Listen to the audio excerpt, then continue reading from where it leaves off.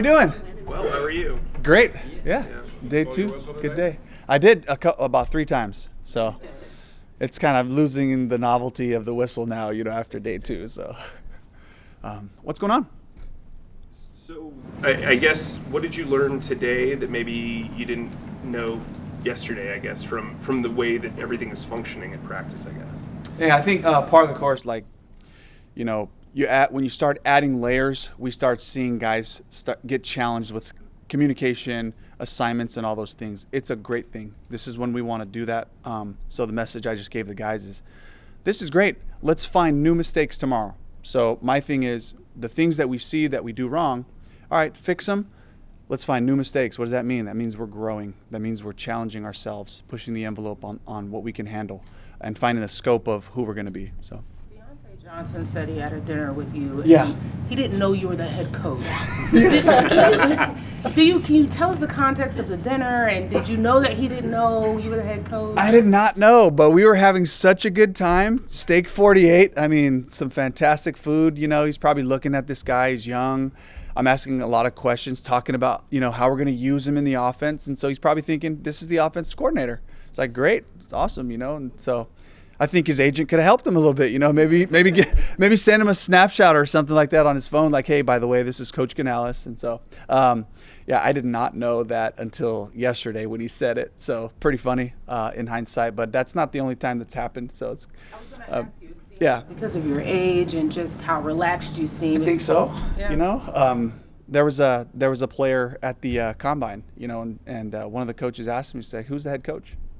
In the room, and so put the guy on the spot a little bit, and of course he picked Joe Gilbert, our offensive line coach, the elder statesman, and I was like, yeah, that's pretty good, tough looking guy, and anyway, so. David, this particular dinner with Deontay, wasn't just the two of you, was it? No, there was a group of us. Yeah, there were several coaches, and then just Deontay, I think, at that dinner. So.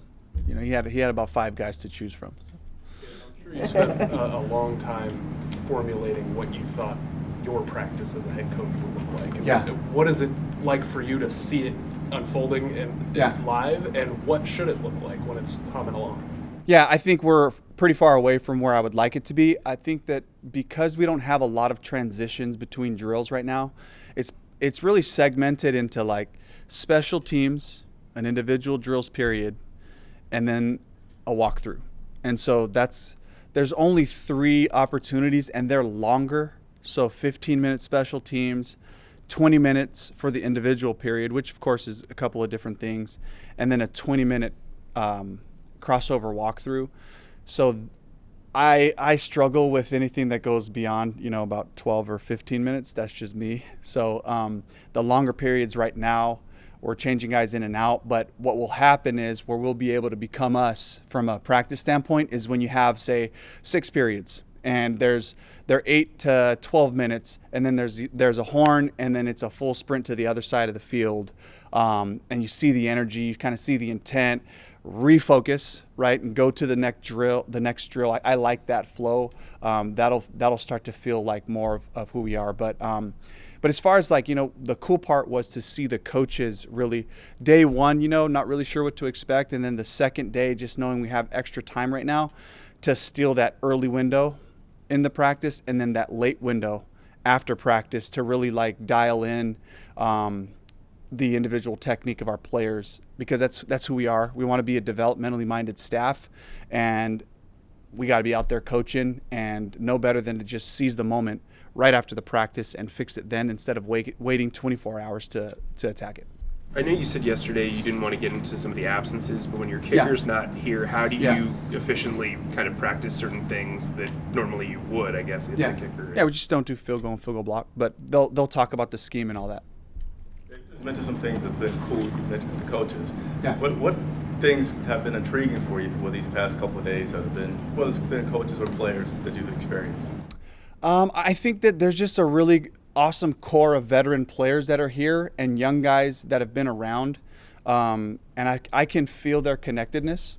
And I think when a group goes through hard things, I think it brings you closer.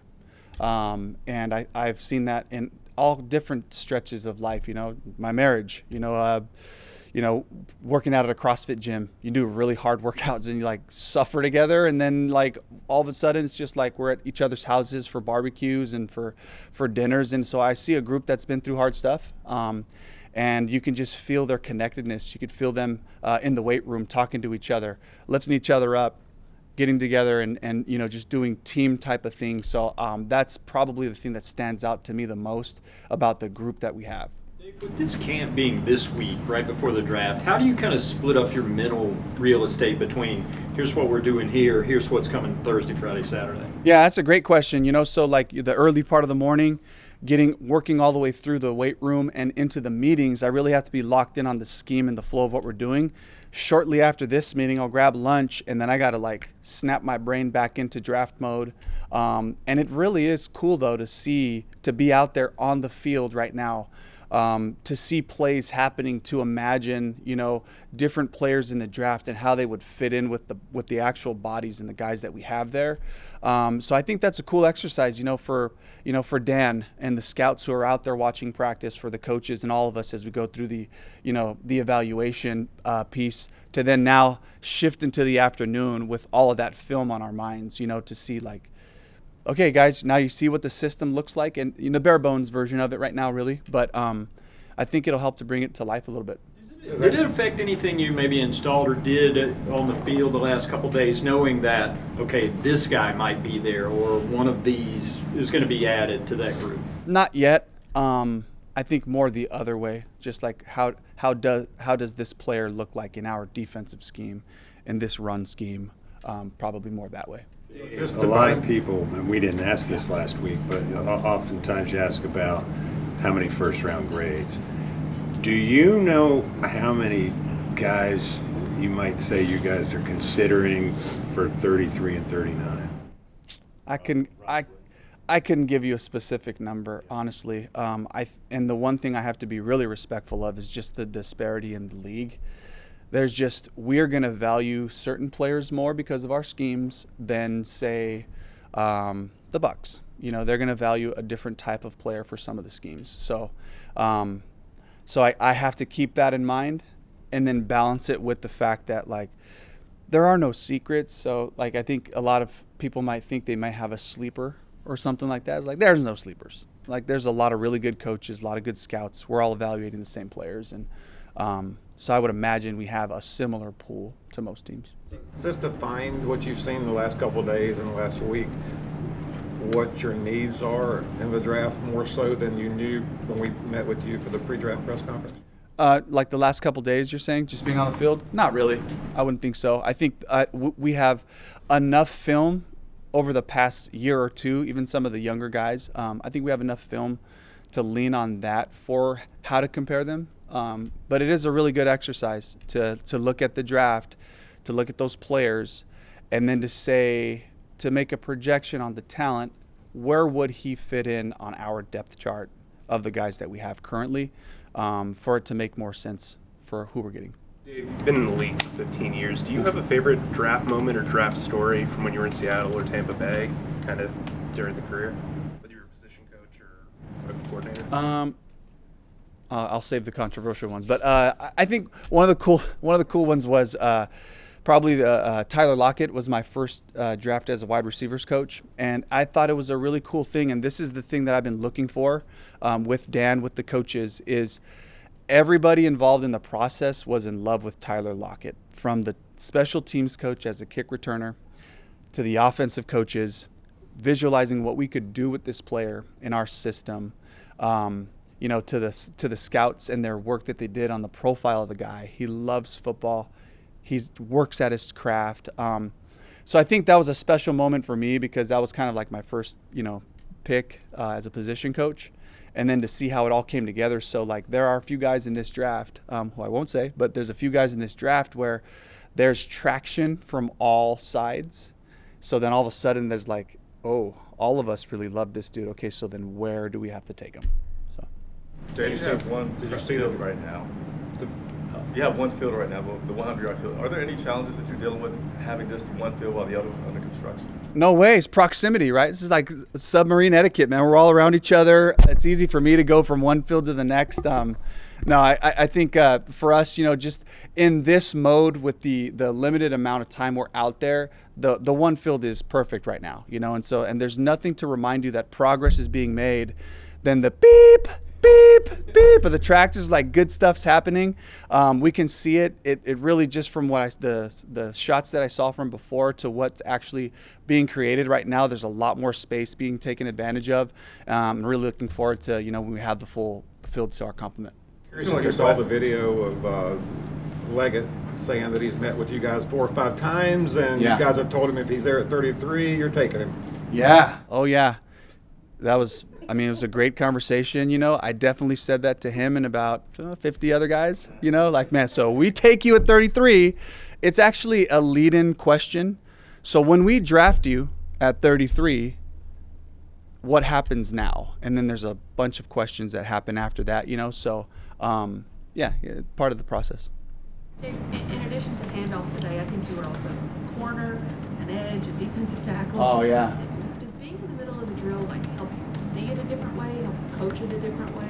What does that provide? I think number one, it's a workout for me, so it's steps. If I had my tracker on there, I'm just getting more steps, moving around. It's infectious.